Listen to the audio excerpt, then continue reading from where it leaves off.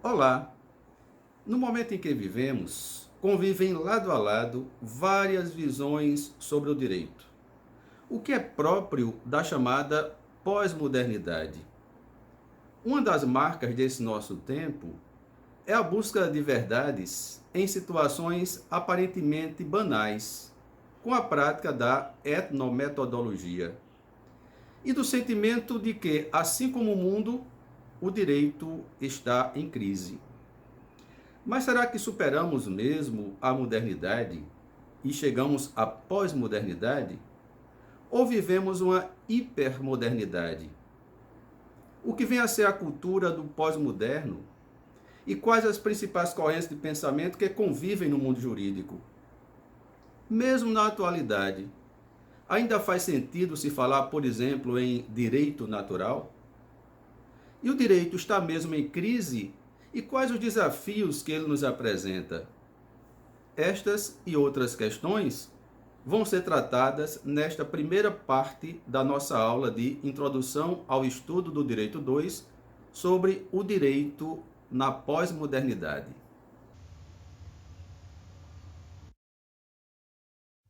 Começamos refletindo sobre algumas ideias de João Maurício Adeodato, que nos fala nos chamados abismos gnoseológico e axiológico. O abismo gnoseológico, segundo ele, é que não há nunca uma correspondência perfeita, completa, entre a teoria e a realidade, entre a ideia e a realidade, porque as teorias vão ser sempre insuficientes para explicar a realidade. Embora sejam necessárias, nós, para tentarmos explicar o mundo, precisamos construir teorias, mas elas vão ser sempre insuficientes. Além disso, no caso do direito, existe a chamada busca da legitimidade, a busca da justificativa do direito. Nós queremos um direito que não seja apenas um direito compreendido, explicado cientificamente, mas que seja um direito justo. E aí vai haver uma distância, um abismo valorativo ou abismo axiológico.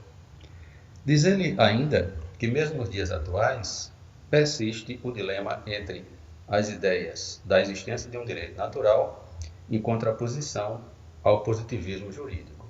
Será que ainda existe esse dilema? Veremos um pouco mais a seguir essa discussão. Na cultura do pós-moderno, segundo Adeodato, existe a superação daquela racionalidade que havia na modernidade, aquela crença exagerada na razão, na ciência, e que nós podemos ver no âmbito do direito, por exemplo, com uma certa ruptura do positivismo presente no bonito texto 5 minutos de filosofia do direito de Radbruch, que de certa forma, logo após a Segunda Guerra Mundial, ele, um tanto desencantado, como muitos estavam desencantados com aquela ideia do positivismo, da ciência, do exagero com relação a uma racionalidade científica, até percebendo que também o conhecimento científico tanto pode levar a uma humanidade melhor, como também a destruição da própria humanidade. E aí ele vai fazer a crítica com os 5 minutos da filosofia do direito. O professor Adeodato fala que com essa ruptura vieram as viradas epistemológicas, com a abertura para uma pluralidade muito grande de conhecimento, de saberes, a diversidade de correntes de pensamento, e uma metodologia chamada etnometodologia, que veremos mais adiante. E o professor Adeodato lembra que, apesar de termos feito essa ruptura, ainda existe a coexistência entre modernidade e pós-modernidade, principalmente no direito, em que os nossos modelos ainda prevalecem os modelos da modernidade.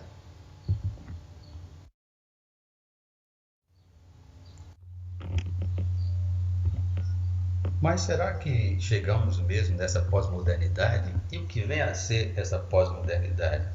O professor Luiz Alberto Vará questiona essa pós-modernidade como algo ainda que está se construindo, algo muito novo, fragmentário e até contraditório. Ainda essa busca como nós estivéssemos ainda em peregrinação, encaminhada em busca de novos paradigmas. Não se sabe muito bem até o que é essa pós-modernidade. A própria palavra pós, né, quer dizer simplesmente depois. Mas o que é que vem depois da modernidade? Qual é esse conteúdo da modernidade? Daí a gente dizer que pós-modernidade é um termo ambíguo, é um termo polissêmico. Embora se fale muito nessas várias pós, a pós-verdade, a pós-moral, a pós-modernidade. Até quem não gosta muito desse conceito ou dessa terminologia, desse termo pós-modernidade. Bauman, por exemplo, fala na questão da modernidade líquida. É ele que nos ensina que os tempos são líquidos, porque tudo muda muito rapidamente. Nada é feito para durar, nada é feito para ser sólido. E nessa modernidade líquida de que fala Bauman, nós, de certa forma, temos que rever nossos conceitos, inclusive os conceitos jurídicos. E ele vai falar que vários desses conceitos que estavam naquela modernidade sólida, esses modelos são como zumbis, esses conceitos são zumbis, são quase mortos-vivos. E o que fazer com esses conceitos? Ressuscitá-los ou que eles tenham pelo menos um enterro decente e eficaz? E como fica o direito nessa modernidade líquida? Nós podemos ouvir o próprio Bauman dizendo algumas ideias dele, falando algumas ideias dele sobre essa modernidade líquida. Bauman conversou com o Milênio no Rio de Janeiro. Having been through tough times in the 20th century yourself, like World War II, the rise and fall of communism, just to mention two of them, what do you make of the main characteristic of this beginning of 21st century? Well, to put it in a nutshell, it's very different to 20th century. If you compare what I experienced being at a young age and full of hopes, expectations, and what I'm experiencing now, looking back and comparing and revising expectations, revising hopes, is that we are in a state of interregnum. That's the term which I like to use. Interregnum is the state between and betwixt. In the state of interregnum, old ways which we learned, how to deal with the challenges of reality, they don't work properly any longer. The institutions of collective action, our political system, our party system, the way of organizing one's own life, relation with other people, all these learned ways of surviving in the world don't work properly any longer, but the new ways which could replace them are still only on the drawing board. We don't have long-term vision, and our actions mostly consist in reacting to the latest crisis. But crises are also changing, are also liquid, they come and go, one is replaced by another. The headlines of today are old history tomorrow, the next headlines are effacing the old headlines from memory. So, turmoil. And do you think that it's fair to say that today we have too much information, that we aren't able to gather all this information? We have the access, but we don't know what to do with it. Well, you are absolutely right. You put your finger on the most painful place in our condition, really. As E.O. Wilson, the great biologist, expressed it very succinctly and very rightly. He said, we are drowning in information and starving for wisdom. We don't have time to transform, to recycle snippets of variegated information into a vision, into something which you can call wisdom. Wisdom tells you how to proceed. The great German philosopher Ludwig Wittgenstein used to say, to understand is knowing how to go on. And that's precisely what we are missing. We don't know how to go on.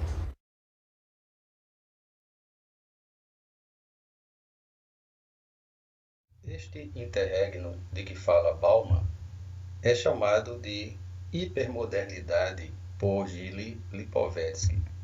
Lipovetsky, na obra Os Tempos Hipermodernos, diz que no momento que vivemos, o Estado, por um lado, recua, a religião e a família se privatizam e a sociedade e mercado se impõem. E vivemos uma época de muito individualismo, de muita competição. Daí nós temos uma modernidade elevada, né, a um grau enorme de tudo que é hiper, tudo que é exagerado. Mas, por um lado, ele também vê aspectos positivos, como hoje um discurso maior sobre a tolerância entre os diferentes e o próprio discurso dado respeito à natureza, com a questão da ecologia, são coisas positivas nessa hipermodernidade. Além de tudo, a filosofia de Lipovetsky é muito uma filosofia do cotidiano, o que está muito em sintonia com a visão da etnometodologia, como nós podemos ouvir no próprio depoimento de Lipovetsky.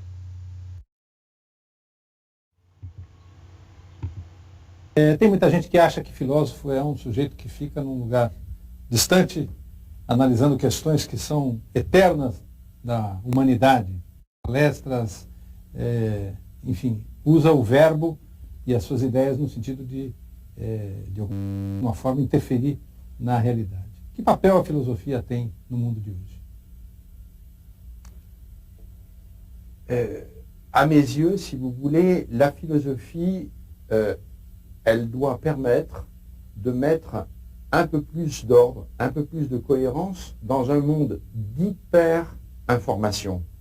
Autrement dit, contrairement à ce qu'on disait à un certain nombre d'années, on ne souffre pas d'un déficit de savoir.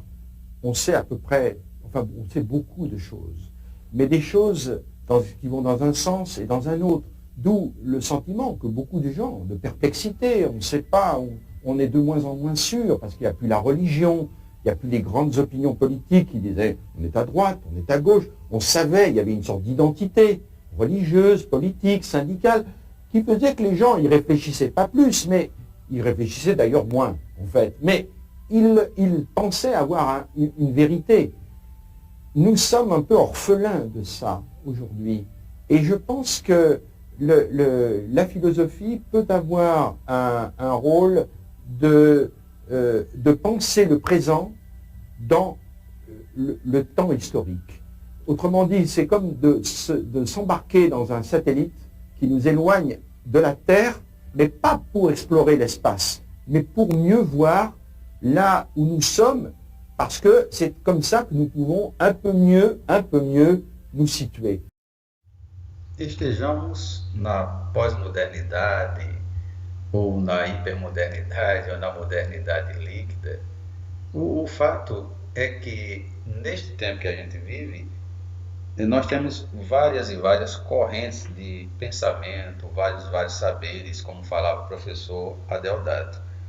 E Paulo Dourado de Guzmão traz em seu livro de Introdução ao Direito 10 dessas correntes do pensamento jurídico. Ele fala um pouco da história dessas correntes, algumas que foram prevalecentes no passado, e diz mais ou menos qual foi a época que cada uma surgiu e quando é que predominou essa corrente de pensamento, mas eu comparo com aqueles estilos de época da literatura. Eu que vim da área de literatura, dei aula de teoria da literatura, e nós estudávamos os vários estilos de épocas, ou alguns chamavam de escolas literárias, e a gente estudava aqui no Brasil, por exemplo, desde a literatura dos portugueses que escreveram aqui sobre o nosso país, depois o barroco, o arcadismo, depois vinha o romantismo, e depois que a gente chegava no modernismo, chegava na atualidade, dizia, afinal de contas, qual é o estilo de época que prevalece nos dias atuais? E a gente vê que é todos e nenhum deles. Da mesma forma que nós temos todas essas correntes de pensamento, embora pudessem prevalecer lá no passado, todas elas, de certa forma, permanecem, hoje influenciam ainda o pensamento nesse mundo tão diverso, nesse mundo tão plural. E não somente essas correntes que estão no livro de Paulo Dourado de Guzmão. E não são apenas aquelas 10 correntes de pensamento que fala o livro de Paulo Dourado de Guzmão. Maria Helena Diniz fala em outros e outros ismos que vocês podem consultar na sua obra do Compêndio de Introdução à Ciência do Direito.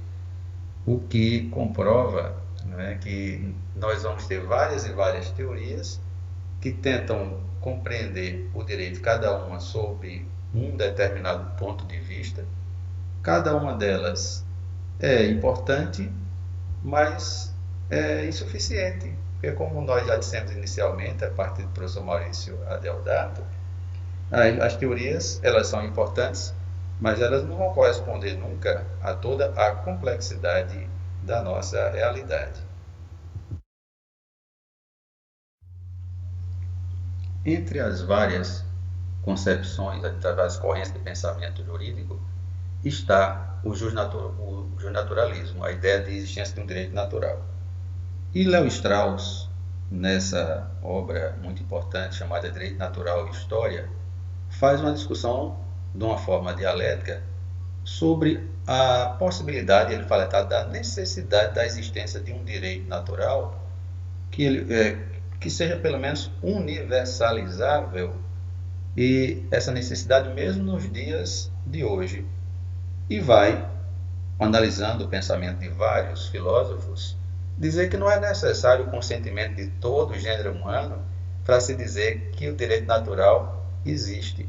É como se eu dissesse, por exemplo, para dizer que Deus existe, precisaria que todo ser humano concordasse que ele existe. E a relatividade das concepções sobre a justiça não quer dizer que não possa haver uma ideia de justiça universalizável. Afinal de contas, o relativo não nega o absoluto. Na visão dialética, pelo contrário, para que haja o relativo, deve haver um absoluto. A questão é que pode ser que nós não conseguimos alcançar o que é esse absoluto. Se não conseguimos alcançar o absoluto, se não conseguimos fazer uma teoria de tudo, ou uma teoria mais globalizante, um dos caminhos que a ciência encontra é da etnometodologia. Como essa abordagem de fenômenos sociais, principalmente a partir de campos cognitivos cotidianos, às vezes até, como eu disse, aparentemente banais. No campo do direito, por exemplo, nós podemos fazer algumas pesquisas de situações de comunicação numa audiência, uma pesquisa sobre como o uso ou não da algema, uma coisa que parece tão pequena, mas que chegou até o Supremo Tribunal Federal. Afinal de contas, uma algema não é apenas uma algema. Recapitulando parte do que vimos até agora, dissemos que, apesar de vivermos uma pós-modernidade, modernidade líquida ou hipermodernidade, o nosso direito ainda é o direito do modelo da modernidade. É aquele direito velho que precisa ser renovado, mas nós muitas vezes não temos o que colocar no lugar dele. Algumas áreas, por exemplo, todos sabemos que, infelizmente, a maioria dos nossos presídios, das nossas penitenciárias, não cumprem o papel que deveriam cumprir de ressocialização dos detentos. Mas nós continuamos insistindo até naquela ideia do senso comum de que lugar de bandido é na cadeia, porque talvez não tenhamos algo melhor para colocar no lugar desse direito, desse modelo antigo. É preciso, portanto, construir um modelo novo, mas muitas vezes nos faltam ferramentas para se construir esse direito que seja compatível com as novas necessidades dessa nova sociedade que surge. E o direito que ainda predomina é aquele direito dogmatizado, de uma estrutura piramidal, hierarquizada, muito bem explicada por Hans Kelsen, e que aqui no Ocidente tem uma tendência de separação das demais ordens normativas, dos demais sistemas normativos. Aqui no Ocidente a gente diz assim: direito é direito, religião é religião, moral é moral, como se realmente fossem coisas separadas. Apesar desse direito da modernidade que predomina, nós vivemos nesse caminhar para um novo modelo, precisamos de novos paradigmas.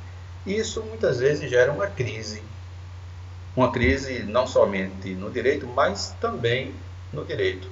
Crise essa que ela tem vários desafios nesse mundo de tanta heterogeneidade cultural, de um individualismo que não é aquele individualismo positivo de respeitar os direitos individuais, mas o individualismo de uma competição exagerada em que cada um pensa somente em si e não nesses processos de solidariedade. No exagero da sociedade de consumo, essa sociedade também que muitas vezes idolatra as tecnologias e de um capitalismo que não é mais aquele da época da Revolução Industrial, que fez surgir, por exemplo, o direito do trabalho, que é a minha área de atuação. Hoje nós temos um novo capitalismo e, portanto, é necessário a gente praticamente reconstruir esse direito do trabalho de acordo com os novos desafios que enfrentamos na atualidade. Com a pergunta sobre a crise do direito e os desafios que temos de enfrentar, não só no estudo do fenômeno jurídico na atualidade pelos juristas, mas na prática cotidiana pelos profissionais do direito, terminamos a primeira parte de nossa aula. Faremos agora uma parada para retomarmos a partir dessas indagações. Até lá!